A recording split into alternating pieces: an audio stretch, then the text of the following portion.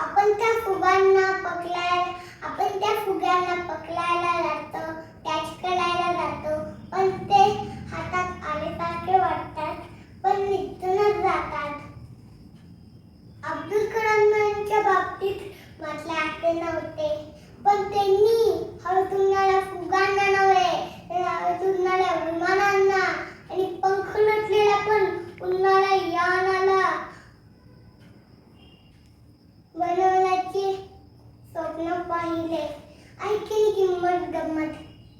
खरंच माणसाला प्रगती करायची असली तर त्यांनी मोठे मोठे उंच उंच स्वप्न पाहिली पाहिजे असे त्यांना वाटते.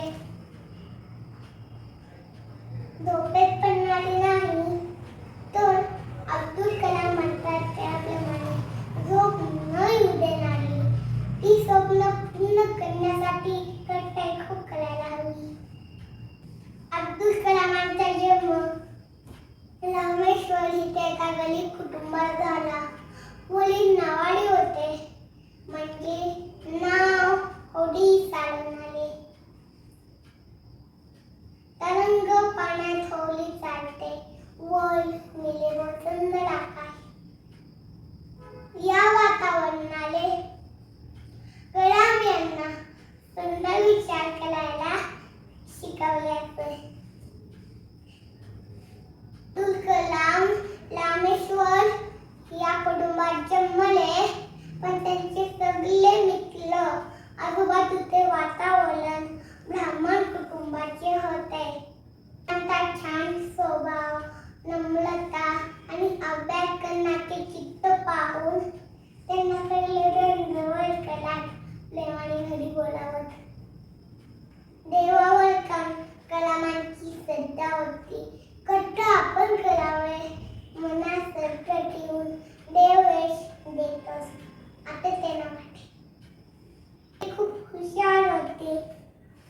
शाळेत चांगले मार्क घेत इंजिनिअरिंगला गेल्यावर त्यांनी विमान बनवण्याचे शिक्षण घेतले आणि तसे बनवलेही. त्यांच्या सरांनी त्यांना शाबासकी दिली. विमानाला पंख असतात म्हणून ते आकाशात भरारी घेते. कलामांना वाटले पंख नसलेलेही झेपावणारे विमान बनवावे, म्हणजे यान रॉकेट बनवावे. बघा रॉकेट काढले माझ्या काकांनी. यान रॉकेट बनवावे. त्यांच्या डोक्यात विचाराला जर ते कामाला लागत. खूप कष्ट केलून त्यांनी संशोधन केले आणि यान बनवले. पृथ्वी आगीचे पंख लावून सूर्य, पृथ्वी, आकाश, अग्नी या नावांची त्यांनी मिसाईल बनवले. रॉकेट भारताला शक्तिशाली बनवले म्हणून त्यांना भारताचे मिसाईल मॅन म्हणतात. त्यांनी अग्निपंख नावाचे पुस्तक लिहिले. ते खूप प्रेरणादायी आहे.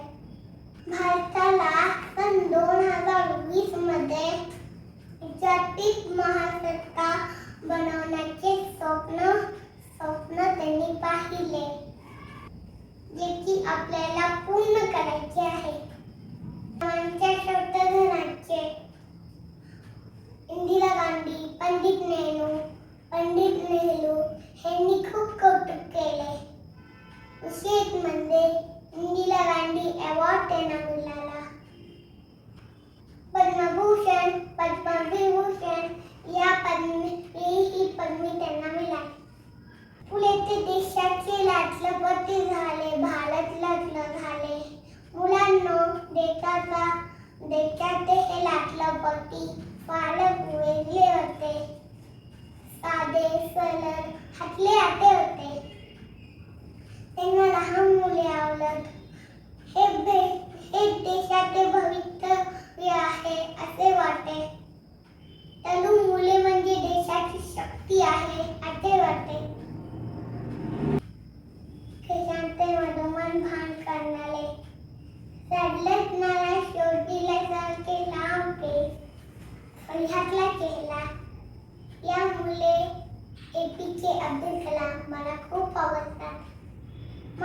वाटतंय सायंटिस्ट व्हावे, मग प्रयत्नही खूप करावे लागतील. पण उंच स्वप्न पाहायला काय हरकत आहे?